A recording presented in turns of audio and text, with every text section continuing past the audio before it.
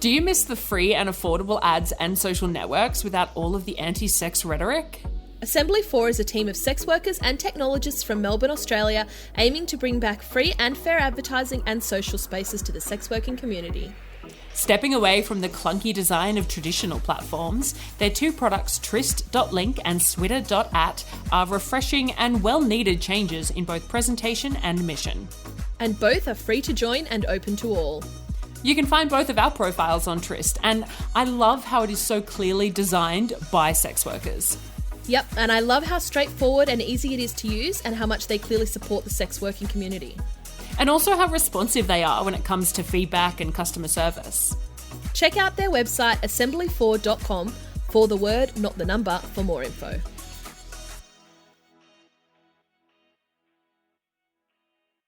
Welcome to Somebody You Love, or the sale of two titties. I'm Jenna Love. And I'm Holly Hart. And we're experts in disappointing our parents, breaching community guidelines, and banging the people who vote against our rights. Hello, thank you for tuning in. Before we get stuck into today's episode, we just wanted to acknowledge the traditional custodians of the land from which we are recording today. I'm on Darug and Gundungurra land. Holly is calling in from the land of the Ngunnawal people, and Ruby is calling in from Boorloo. We'd like to acknowledge that sovereignty was never ceded. It always was and always will be Aboriginal land. Rubi Valentine is a Perth-based full-service sex worker and porn performer who got started in the industry at a young age and hasn't looked back. She's a Scorpio who identifies as a Virgo, and she'd take a gangbang over a threesome any day. Ruby is passionate about breaking the stigma around STIs, and that's a topic we get asked about all the time, so we thought we'd pick her brain about it. Hey Ruby, welcome. Hello. Hi. Thank you for having me. Thank you for that horny introduction. Our absolute pleasure. We just, Holly and I both just told Ruby how attractive we find her, and she got a bit shy, so sorry about launching that on you straight away. So first of all, we would love you to tell us your story. How did you get into the sex industry? So I actually started when I was 17, which is obviously illegal, probably not recommended, but it was, I started, one, out of curiosity, and two, I suppose, just survival. I needed money. I'd always been interested in sex work. Like from the moment I found out it was a job, I don't even think I'd kissed a boy. I just thought that it sounds incredible. Like, what a hack. Of course I'm going to try that when I can. Yes, we understand. Yeah. I was like, what do you mean you can get paid for being pretty? Oh my God, say no more. And then, yeah, I started at a brothel, obviously a dodgy one because they did not ask for ID. And I did that for a couple of years and thought it was just so glamorous. It was not. The brothel I worked at was so shit. The receptionist was always missing.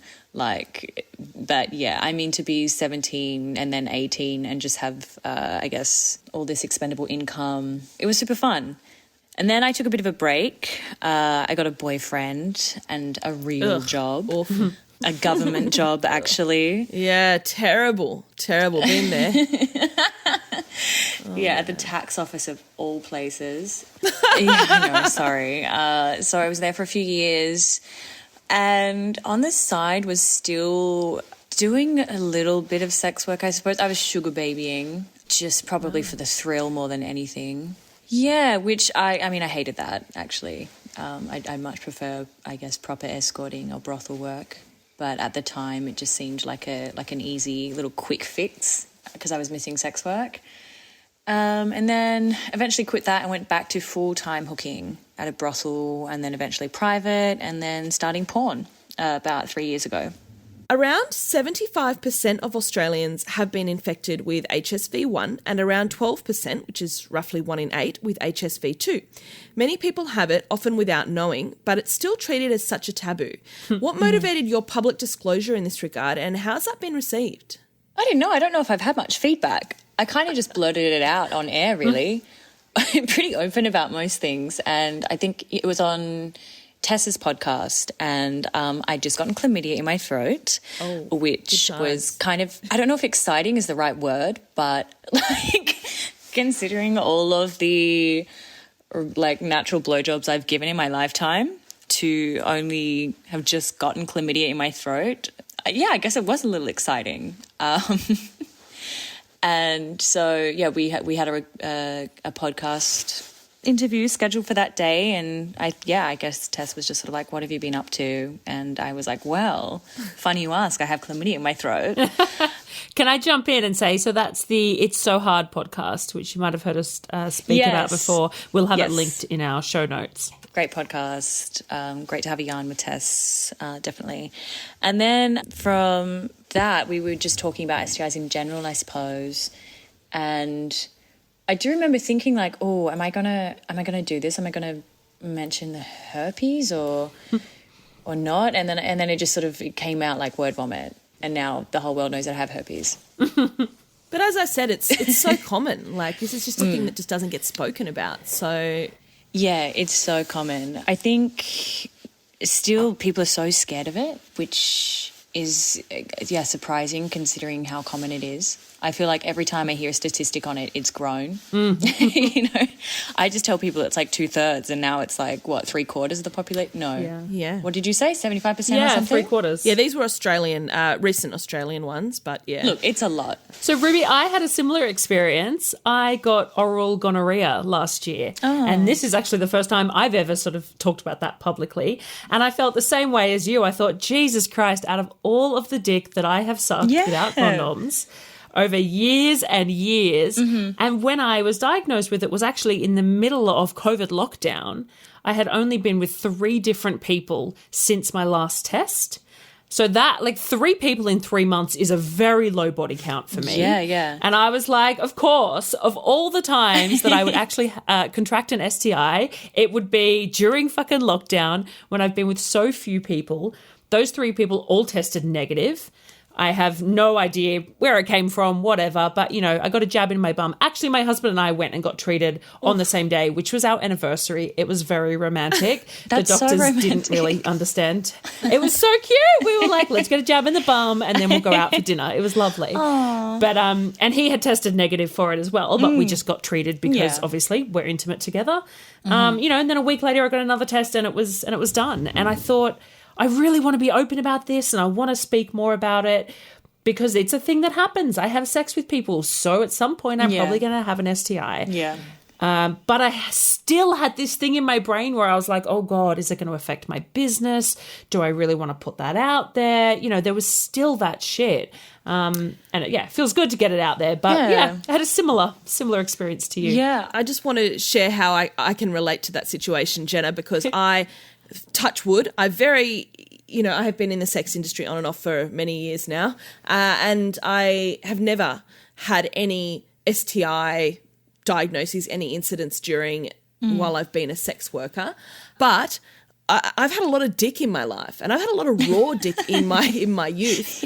And the one time I got chlamydia was when I was in a committed relationship, and then the guy gaslit me. He was like, "Oh, you've been a slut. You've given it to me," and I was like, I haven't been with anyone else for the past 12 months, honey." And he was like, "Oh, it's you. It's all you." Anyway, obviously that's a very simple fix. That's the I think the most common STI in Australia, or I think worldwide. It's gotta be up one there. of. Yeah. It's up there, and super, super easily treatable. But I was like, isn't it funny that the stigma around sex work and around STIs, and, you just don't know. It can happen anytime, anywhere, and it's much more common than people realise. And it's also often not really a big deal. Like, no. I mean, when I got chlamydia in my throat, like, kind of similar to you, Jenna, I had stopped giving natural blowjobs for quite a while.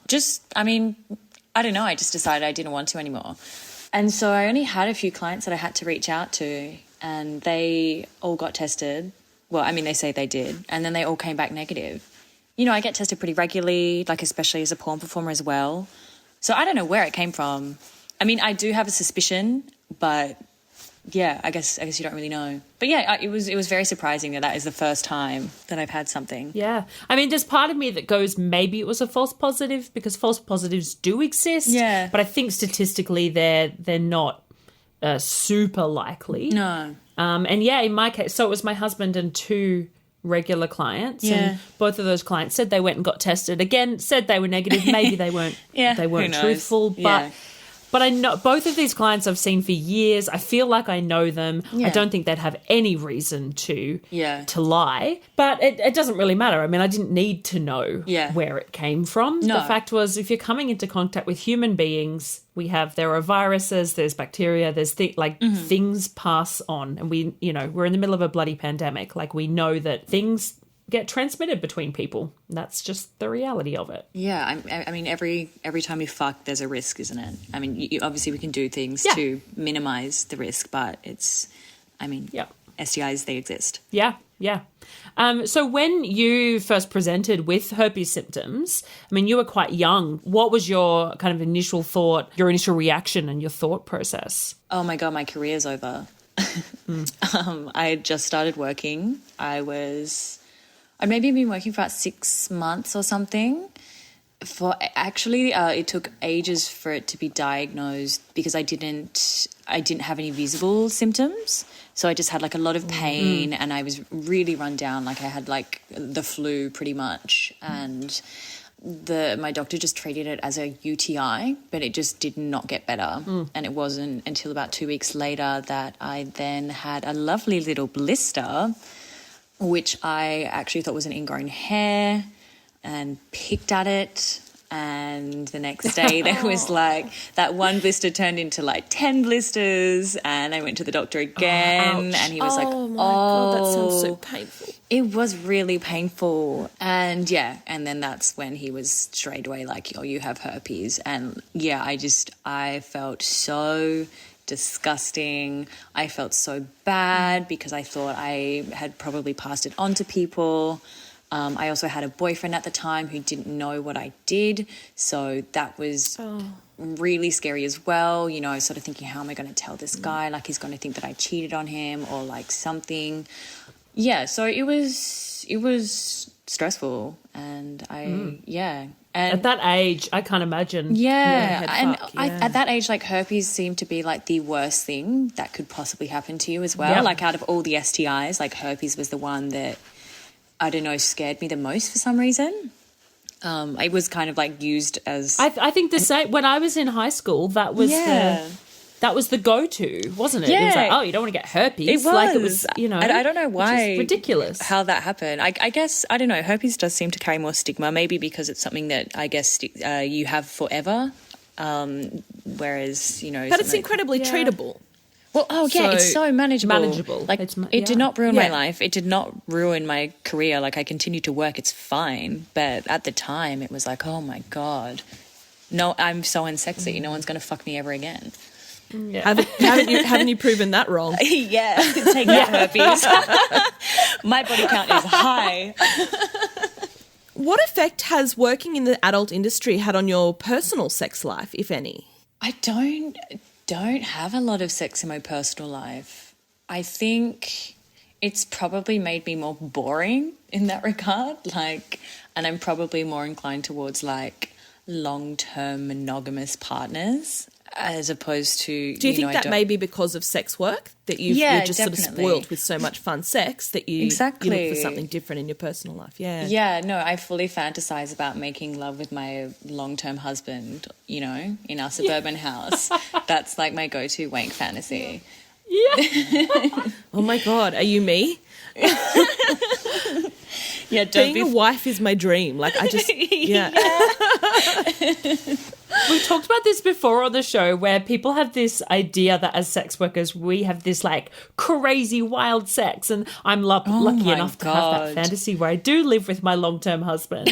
And clients all the time are like, oh my God, how does your husband keep up with like your insatiable sex drive? I'm like, what sex drive? When was the last time we had sex? Like, because we have a normal life like any other people. No. Yeah. My personal sex life is just, I like to hold hands with somebody that I love. That's it. Love that. Yeah. Love that. But yeah, it's probably just, I don't know. I mean, sex work is just like having a lot of casual sex, isn't it? So it's, yeah, I think. With remuneration. Yeah. So I don't really want to do that for free. Yeah. So basically, if we kiss in my personal life, then we're husband and wife. Yeah. That is a proposal and I accept. You heard it here first, folks. Yeah. I find, like, because I took a couple of years off sex work, and in that time I was like, ooh, I want to have like casual sex, and I was like, because I do quite like meeting strangers and having sex with them. That's something I enjoy. But then as soon as I went back to sex work, I was like, well, I don't want to do that anymore because I'm already doing it. So it kind of gets any need for doing kinky, wild, crazy shit. Yeah. I feel like it gets sorted by our job. Oh, fully. And we get paid for it. Mm-hmm. And then we can just relax and have our nice little boring lives. Yeah, pretty much. So, Ruby, you and I were just chatting before we started recording, actually, because you have worked for, different kind of porn studios, whereas I've only ever created my own porn. So the porn industry has changed a lot in recent years, and now there's sort of the more boutique independent studios, particularly in Australia. We don't sort of have the same massive porn setup like they do in the US, for instance. Now there's direct-to-customer options like OnlyFans. There's co-op style setups. So do you have a preferred way of making porn? Do you have thoughts on the different ways of doing it? Yeah, I absolutely hate OnlyFans and creating my own content. Same. And I love being a studio performer. It's just so much easier. I'm always really impressed by, OnlyFans creators and people who really exceed in self-producing their own content. But it's not for me. I like to just rock up on set and only have to worry about performing. And then getting paid straight away and then leaving and then forgetting about it until I see a little GIF on Twitter 3 months later. But like you said, in Australia, it's a pretty small scene. So there's only a few companies that you can really work for, which is a shame. I would love to do more porn if I could, but I just, making myself is not for me. It's a lot of work. And I also am just not very creative and good at technology. And I also hated having to edit everything myself. Yeah, I don't know, spending so many hours just like looking at zoomed in clips of my pussy is a lot. I don't need to see my pussy like that. But I also, I don't watch any of my videos back. Like I'll maybe like skip through and look at some of the stills, but I find I'm too critical. I think. I mean, I guess most people are, I don't know. But yeah, having to edit and sort of choose like the best angles and all this sort of stuff, it wasn't good for my mental health, and my self-esteem is like pretty dangerously high, but I don't my little foray into OnlyFans was like, oh my God, it was too much. maybe it wasn't as high as I thought. Yeah, it's a lot. And I also found people were just so demanding as well. And it's like, what? Yeah. You're paying me $12 a month for what? No. Well, they're paying $12 and you're getting a percentage of that. Yeah, I'm getting $9. Yeah. I mean, like, I do think I like this movement of people being in charge of their content and owning all the rights and, not having to give a cut to anyone. Well, I mean, except for like OnlyFans and platforms. But I'm just lazy. So, yeah. I've always said I think one of the best things about the sex industry is the flexibility and the diversity within it. And so, yeah, I agree. It's great that there's a push for that and that is an option for a lot of porn performers and people that are working their way into the sex industry. But if it's not the right one for you, then how great is it that there are other options? Yeah. Oh, I think I also found it hard to sort of switch off when I was trying to run an OnlyFans account. Whereas, when I'm shooting with a company, I just rock up, I'm there for a couple of hours, I'm reimbursed for my time on set, and then I leave and that's it. Whereas with OnlyFans, I'm having to sort of message fans or whatever you want to call them. Also, the website is just shit and takes hours to upload anything, and it's an awful website. Yeah. I agree. Yeah, you've made me really excited about... Actually, our listeners might not know that Ruby and I were scheduled to to film a porno together months ago. Yeah, and that was going to be my first ever time recording with a studio, with, you know, doing like proper porn the way I see it in my mind. The Delta variant came along and all those plans went to shit, sadly. But you've made me very excited for when I hopefully can properly do that. It's fun. So that would be cool. I also like the social aspect is what I enjoy the most. You know, obviously when you're working privately, like full service sex work, it's a lot of sort of waiting around by yourself. And same with when you're producing your own content, if you're doing mainly solo scenes, which is what I was doing because it was during lockdown. But yeah, it's just fun being on set with like a bunch of sexy people. Whenever we have a guest on the show, we give our patrons an opportunity to ask them questions. So, as usual, we did that this week. And I think almost all, if not all of the questions are about safer sex and STIs and stuff. So let us just dive into them. How do you screen a client for any potential sexual health issues, and how do you deal with a client with a cold sore, for example? I've never had a client come in with a cold sore, actually. If that were to happen, I think I would probably still do the booking, but I would just do no kissing and no oral on me. Yeah, have you had that? Have you guys had someone rock up with a cold sore? No, I don't think I've ever seen a client with a cold sore. My approach would be the same. Yeah. It would just be that we can't do kissing or oral on me. And I have had a partner in my personal life have a cold sore, and that's just what we did. So, yeah. I feel like people, when they get cold sores, they're usually very, like, cautious with them, you know. And self-conscious as well. Yeah, because, you know, they're, like, right there. So, no, I haven't had that. Screening for other stuff, though, I mean, yeah, I guess just you do a health check at the beginning of the booking. So for our listeners, do you want to explain like what you might do in a brothel health check? A brothel health check? Okay, so a brothel health check, I feel it's a bit more formal. It's kind of like the first thing you do. So, you know, you take the money, then you do the health check. So you kind of get them into the corner where the little dodgy lamp is and get them to whip their dick out, get them to pull the foreskin back, lift up their balls and stuff.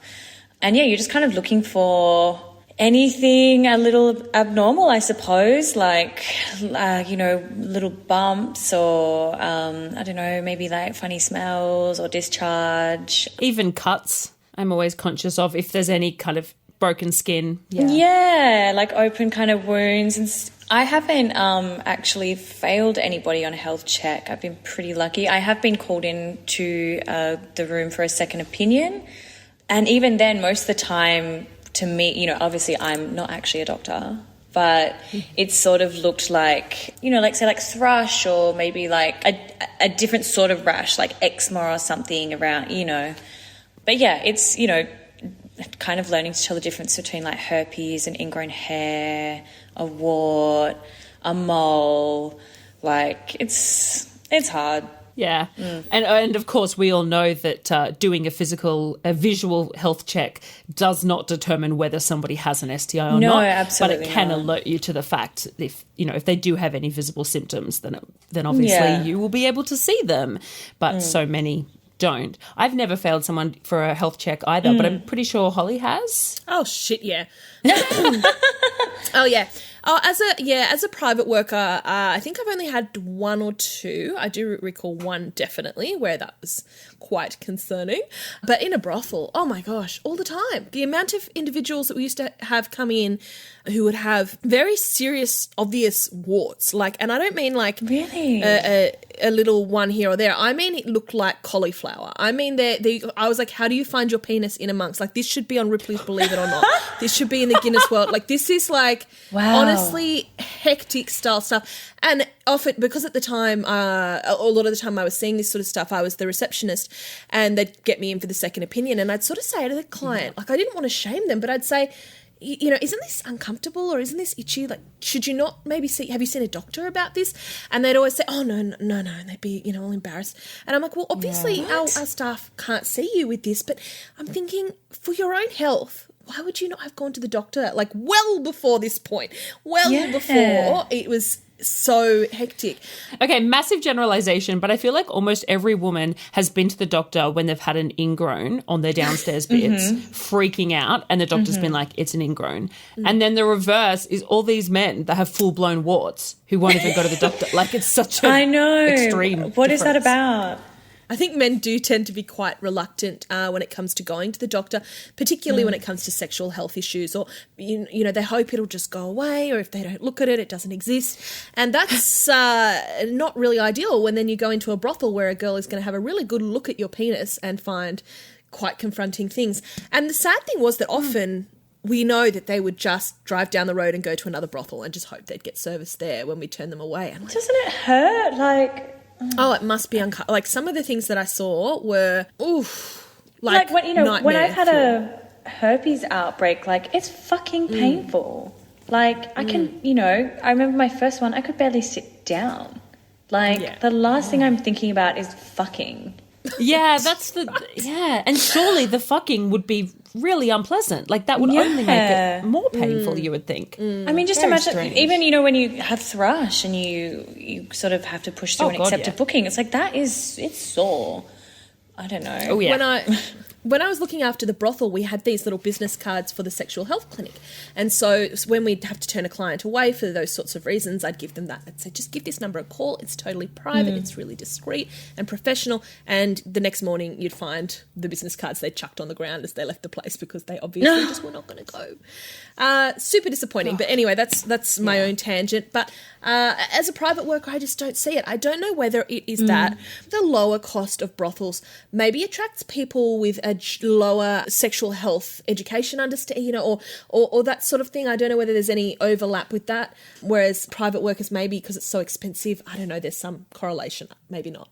My thinking is perhaps there's an assumption that the people working at a brothel are going to be less discerning with who they choose to take money from, which is absolutely not correct. Which is rude. But It is. so rude and incorrect and really kind of predatory, if anything.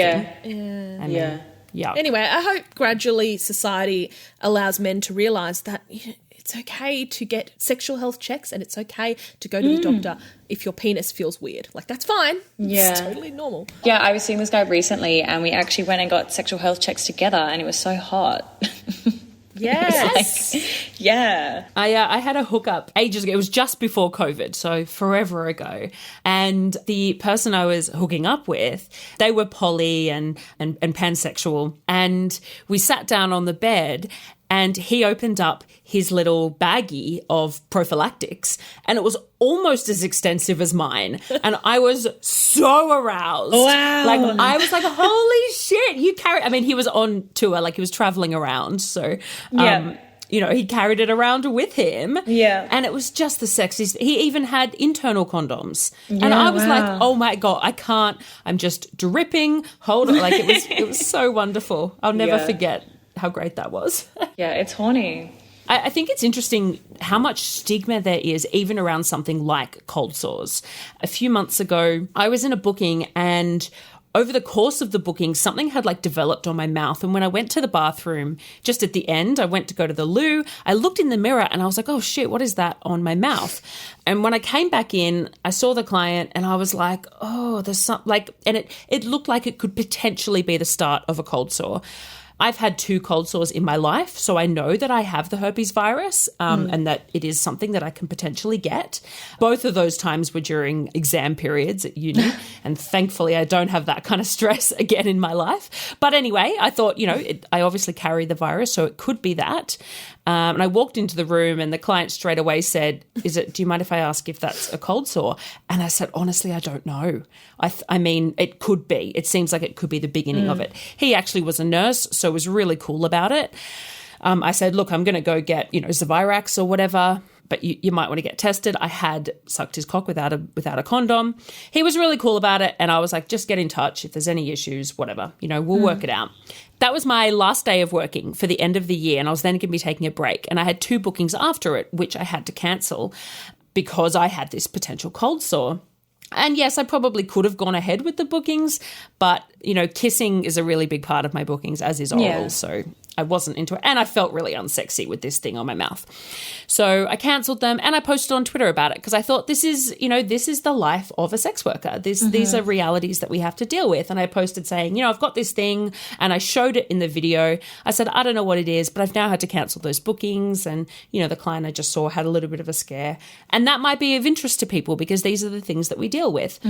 One person in particular really lost it at that and was talking about how I was admitting to having herpes and I was, a really irresponsible sex worker for, and I was like, wow, you have got this so wrong. For starters, it turned out it was not a cold sore. It was a cut in my lip. Anyway, so it doesn't, but that's not the point. Whether it was a cold sore or not is not the point. But the way it was framed as though I was a bad sex worker for being open about potentially having something that could be transmitted, something with which half the children I know have had. Yes. Like it's, cold sores they're everywhere. They're everywhere. And I just thought, well, this is the exact reason why we have to talk about this stuff. This is why, and then I had a whole bunch of people, so many sex workers contact me and say, oh, you're so brave. Thank you. I had a cold sore scare. I had this, blah, blah, blah. I'm waiting on tests and I'm terrified.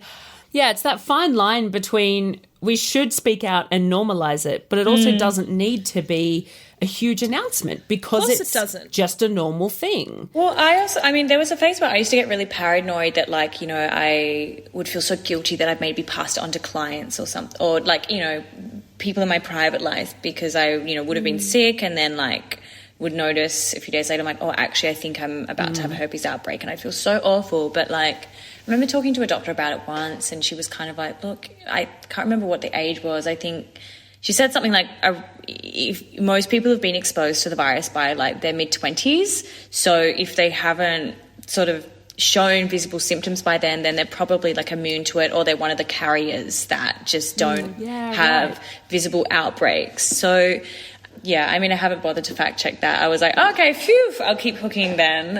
It's fine. Leave it. Don't fact check it. Yeah, I don't know. It exists. Yeah. Alrighty, so finally moving on to the next question. I was contacted a while back by a lady I saw regularly that she had had a test come back positive, and we then had to contact another lady who had joined us. Have any of you ever been contacted by a client informing you that there may have been exposure?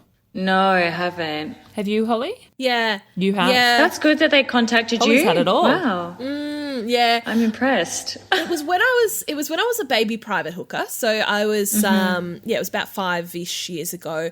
I had a client who at the time had done the sort of pussy slide thing and sort of rubbed it. And I sort of went, look, these days I'm a lot tougher. I don't sort of let them get away with that shit. But at the time I sort of, whatever. So he pressured me into it and I didn't assert myself, but, I think I'm going to put a little bit of blame on him. And he contacted me one day and he said, I just have to I can't remember the exact conversation, but, it was like, I just have to let you know that I've had some pain while peeing and there's been some issues and the doctor suspects an STI, so I'm getting tested. I thought I'd better let you know. And I was like, oh, okay.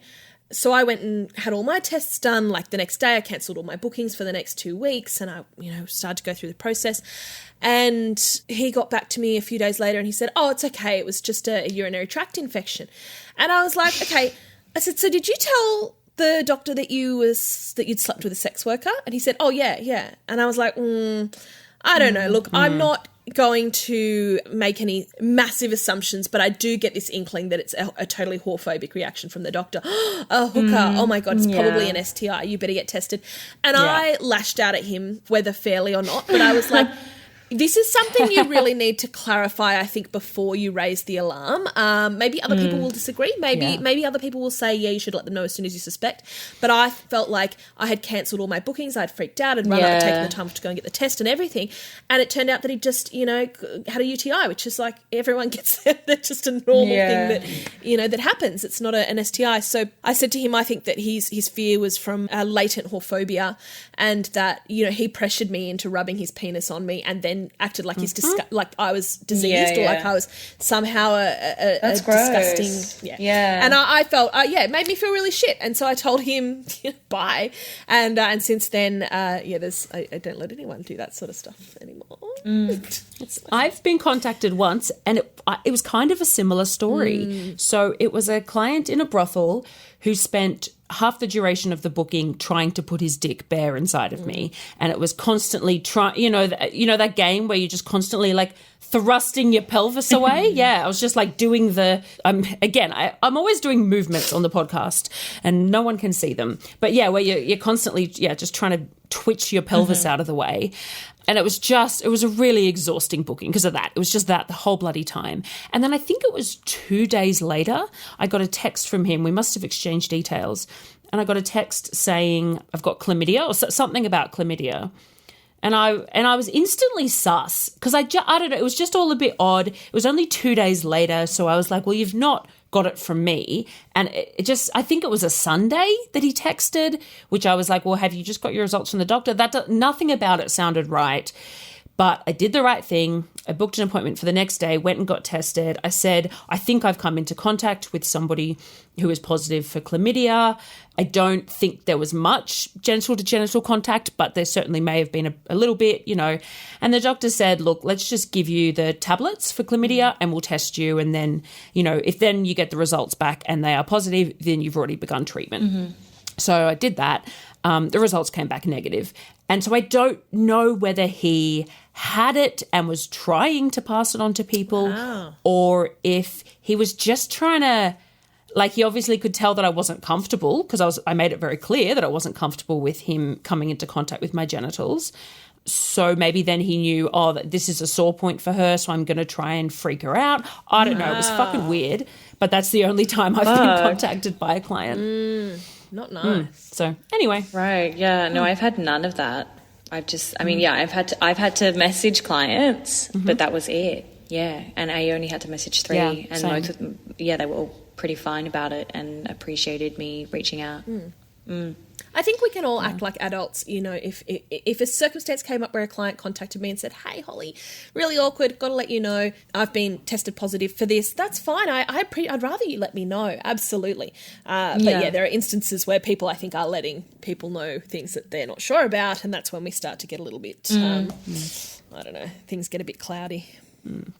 We have received a bunch of questions about oral sex. So the first one is the same protection used by sex workers when doing oral with a pussy versus a penis?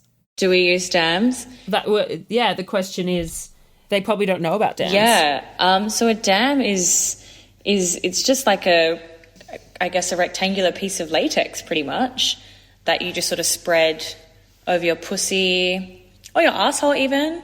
And that kind of acts as the barrier. I don't use them, though. No. I have a couple of times, but I just don't. I mean, I guess, I always sort of thought that maybe the risk of transmission that way is a lot lower than, I guess, other ways. So maybe that's why I'm a bit slack or lenient. But, I mean, if I was with a client and they wanted to use one, like, of course, that would be fine. It's just not really in my toolkit, but I should probably change that and have them available in case. Yeah, actually, I've always had them in my toolkit. Anyone who tours to Queensland will, because by law you kind of have to have them with you. Okay.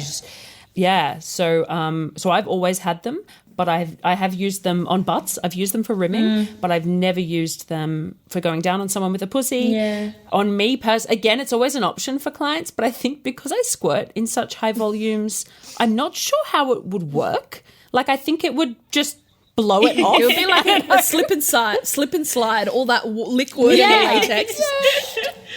And then I've had a couple of female clients who have asked if we can do scissoring.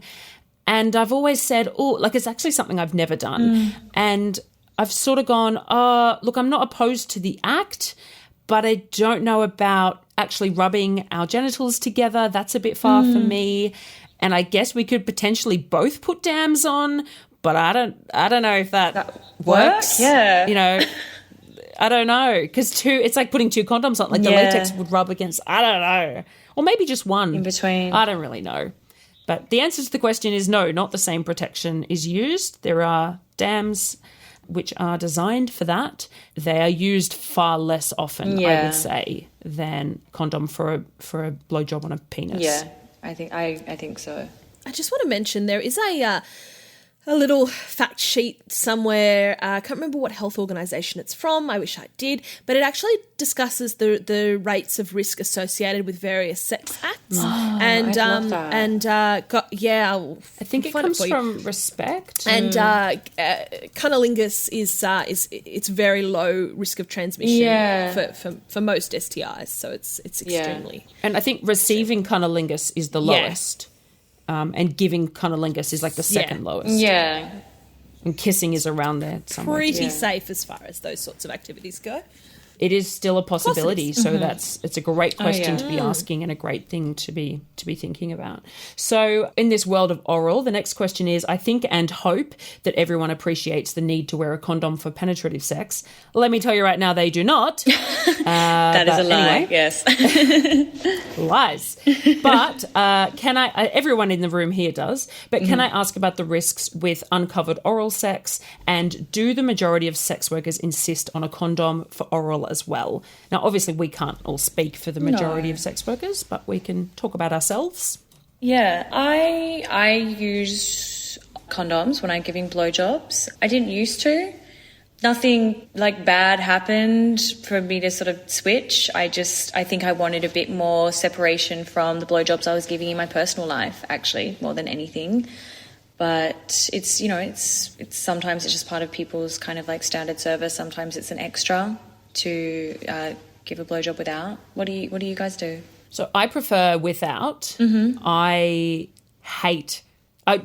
really don't enjoy giving a blowjob with. I hate the little dangly at the back of my throat. Yeah. I'm really not into that. Yeah, so I'm not really into it. I have done it because if that's a client's preference, then 100%, I'm happy to do that. It's fine. But the main reason why I don't do it is because I'm just not that into it. I just don't like it personally. So no. And Holly?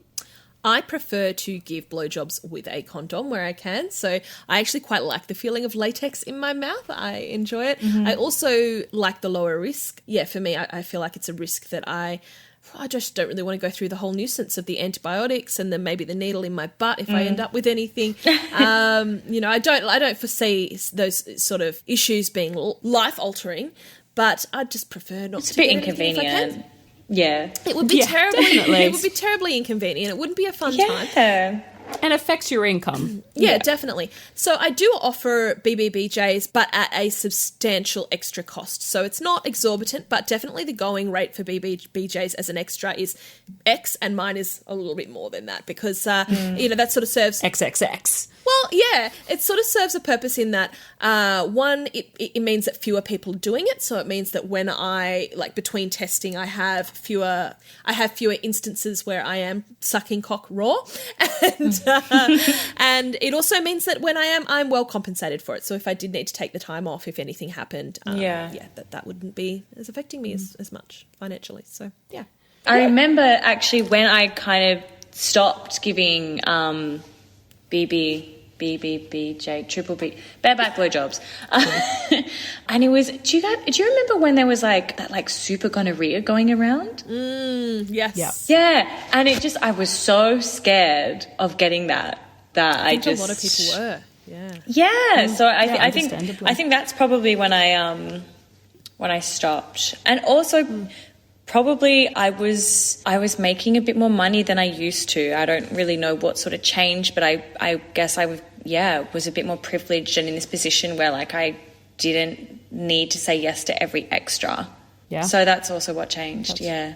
So to answer the question, do the majority of sex workers insist on a condom?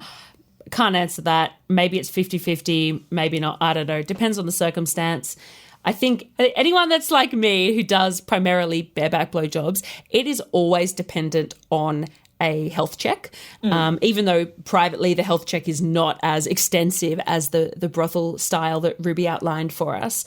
If I see anything that that looks a bit sus, even if there's, just open wounds in the skin, which that's not indicative of an STI, but it obviously just means there's more risk of any kind of infection. And phimosis is a big one. I won't do bareback blowjobs to men who have, or people with penises who have phimosis, which is when the foreskin won't retract fully. And one of the things I've learned from working in this industry is just how many men have phimosis. Oh, it's incredible. I was only talking about it with my client today, about how many individuals can't get their foreskin back. And they won't either do the work to stretch it, because apparently it's a thing where you can stretch it back. Or go and get surgery. Yeah. This it's wild to me. Yeah, and in that case, I can't see the head, and I can't really do a health check properly. Yeah. So that's why I insist on condoms in that situation. Our final patron question is, I am a married lesbian vagina owner in the US who has recently begun seeing independent companions. When I've broached safe sex and using barriers like dams for oral ahead of our dates, both times the worker's response has been to say that other than having oral sex during an active herpes outbreak, which they say is easy enough to detect and avoid, there's not much that women can pass back and forth, so barriers are not really used, other than putting or changing condoms on toys that will be shared. Granted, I've been married to my wife and out of the dating scene for eons, but this surprised me so much so that I opted to forego oral on my first date. The second one has not occurred yet. What are your thoughts and feedback, team? I mean, I guess, like I said, if somebody asked and wanted to use protection, that's hot to me that somebody is responsible for the sexual health. So, But like what we were saying, I suppose the risk is lower, but there is still risk there. And if I had that request, I'd probably just go and buy a whole bunch of dams.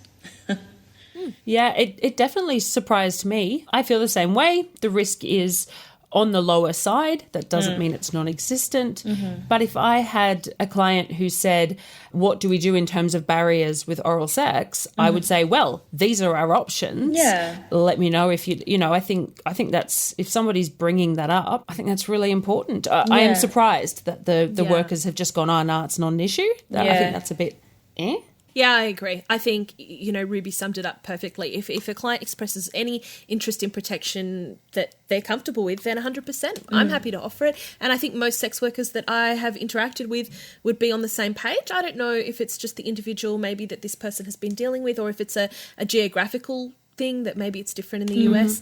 As you said, it is exactly as Ruby said. It is lower risk, but there is always a risk inherent in sexual activity. So if that's what is part of your comfort zone, then maybe best to look for another provider. It could be that they don't have dams on them, like you were saying, Ruby, because they're not that common, because we don't get as many clients who have vaginas. I mean, because they, you can't buy them from Coles, or from the grocery store, I should say. But you can cut a condom, yes. You can cut a condom, So there's... Yeah. I just don't think that's a good enough excuse, Jenna. I'm not impressed. Yeah. My point was that if it's brought up in the moment, it's possible they'll kind of go, I'm not prepared for that. Yeah. But from the way that the question asker has posed the question, I think that they have asked about it beforehand, although maybe not, because in the US, you can't really talk about stuff beforehand, which is another reason why we need decrim. I think it's great that they've brought up putting and changing condoms on toys that will be shared. That's one that I think a lot of people miss. Mm-hmm. Yeah, if you're taking a toy out of one orifice and putting it into another one, whether that different orifice is on the same person or a different person, you really want to be cleaning it in between and or putting condoms on it, changing the condom on it. Definitely.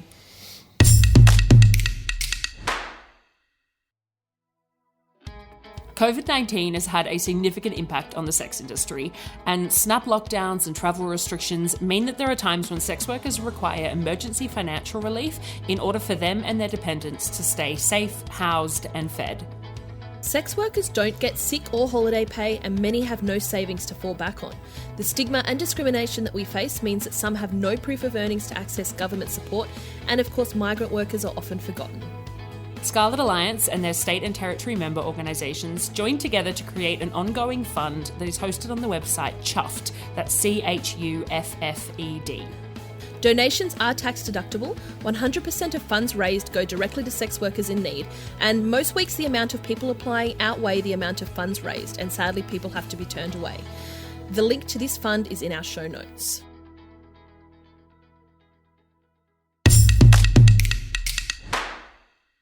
Ruby has generously brought along her own shit people say this week. We're very much looking forward to hearing somebody else's shit experiences. Yeah, go ahead. Okay, this is an old client of mine who I have now finally blocked for good. So in person, he was fine. The booking was easy. It was just an hour. I don't know, there was like good banter or whatever you want to call it. He was very pleasant in person, but in between our sessions, he just had a few too many check-ins, a few too many questions that, I don't know, he could have Googled. And anyway, he sends me this message and I went off, I blocked him, and then he dropped over a bunch of homegrown vegetables and an apology note. I got a restraining order on a guy like 2 years ago for pretty much almost exactly the same thing. Yeah. And I mean, I unblocked him because the veggies were good. And Oh, no, what? I know. Yeah. Wow, he got you with the felt, veggies. Yeah, and I felt kind of bad. I guess his story, he's like this elderly guy and he basically had like prostate cancer, and so he was just trying to like get a few more fucks in before his bit stopped working. And I have a few prostate cancer survivor clients who managed to, things, I mean, I'm not I saying... remember blocking him and feeling so much relief because he was one of those clients I just feel so anxious and worked up before the booking, but then we'd do the booking and I'd be like, oh, that was all for nothing. But then it would just repeat again every month. And so that happened, but then I got home one day and there was this beautiful pumpkin there and this like letter, and I was like, oh, maybe it's not so bad. I don't know. Can I ask what the message was? Yes, you can. Hi, Ruby. Still hoping to catch up with you later this week. We'll let you know date, time, ASAP when I can. In the meantime, a question. How do you girls protect yourselves/clients against HIV when you offer services like BBBJ, DFK, and 69 services? God, okay. Well, for starters... we're not transmitting HIV by kissing. Well, I mean, that's basically what I said. I was like, first of all, I don't offer BBBJ anymore, and I'm pretty sure you can't get HIV from kissing.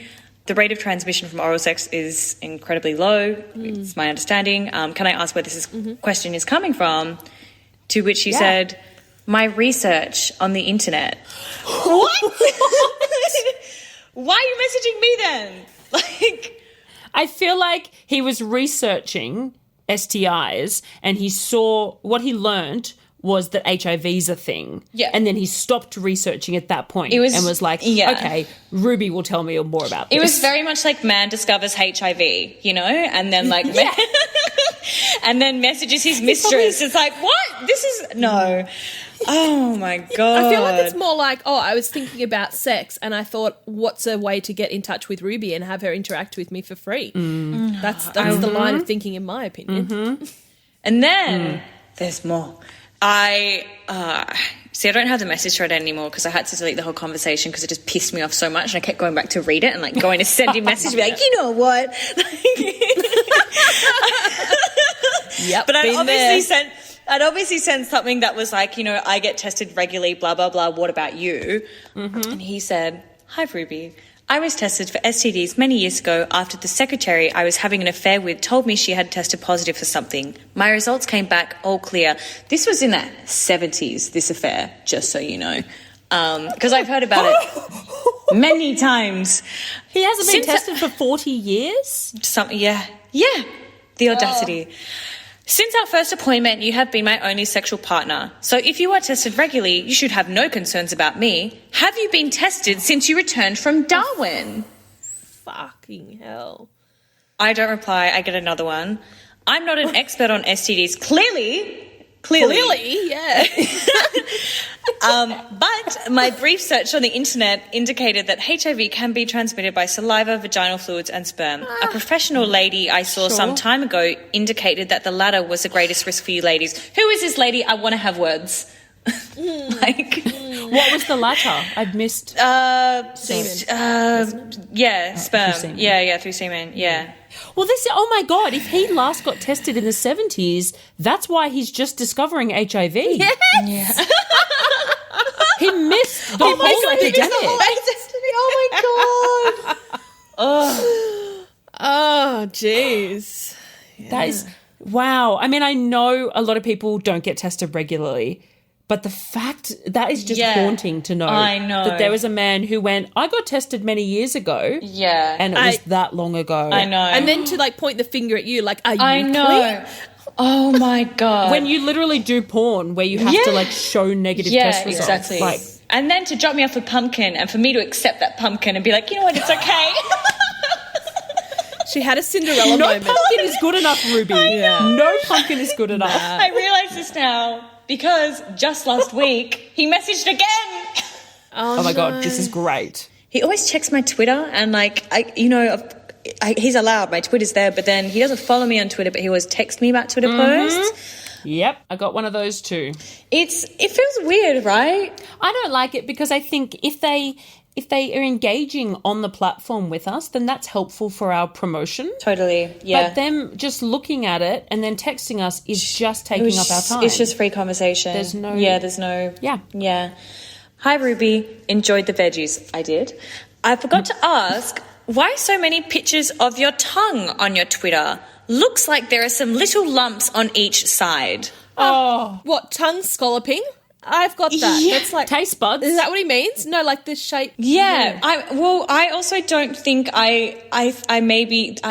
there's two pictures of me with my tongue out. I don't know. I also don't want to have to scroll through my Twitter to check. Do I have... Are you looking? Don't. Get off my Twitter. I'm checking. No, I'm on it. Put your phones down. Oh, yeah, okay. There's some tongue action. I see. One tongue. Yeah, okay. There's I feel like there's two tongues, tops. If there's more, I don't want to know. I'll do a cleanse after.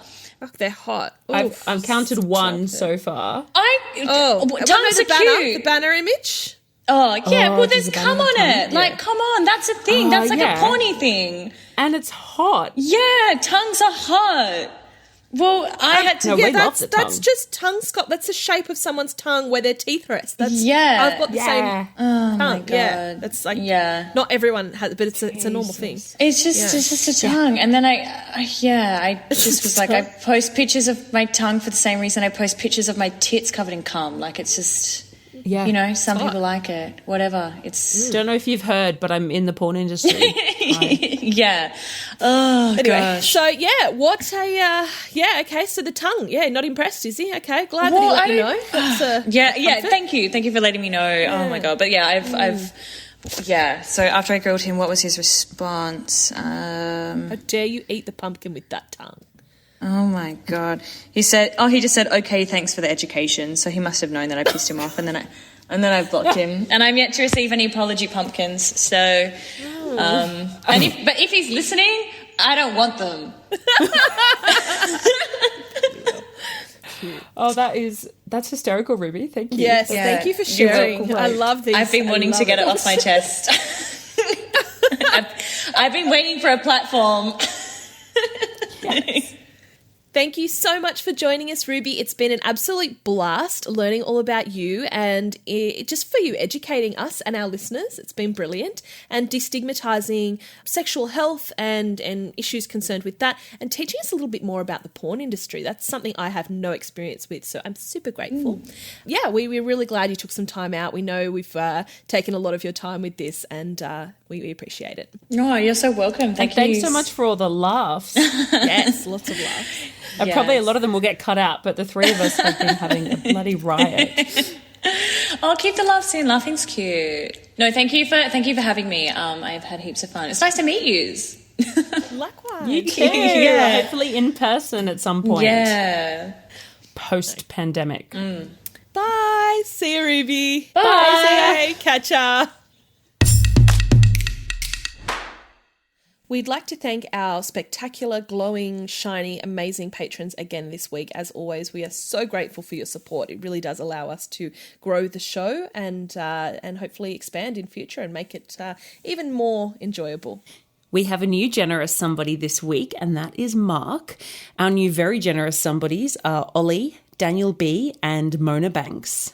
Our even more generous somebodies are Timmy, Andrew, Adam Smith, Leo, Lachlan, Sub London, Miss Billy, Nora Knightley, Leslie, Scott Watson, Andrew, Big M, our secret admirer, Mudgy, Margaret, Wheezy, John T, Celeste, Ellen, and Liam. Thank you to our extremely generous somebodies, Aaron, Samuel, Andrew, Pete, Theodore Betts the First Esquire, Amanda Valentina, Sienna Saint, Brino, and Adam Moore. Thank you for listening. See you next time. On ya. Please look out for us on Twitter, Instagram, Facebook, and Patreon. Our name everywhere is Somebody You Pod, as in podcast. Our Patreon starts at just $3 a month, and you can get all of our episodes ad-free and a day early, plus bonus episodes, behind-the-scenes action, bloopers, and more. Thank you for taking the time to listen to the voices of sex workers. And remember, somebody you love might just be a sex worker.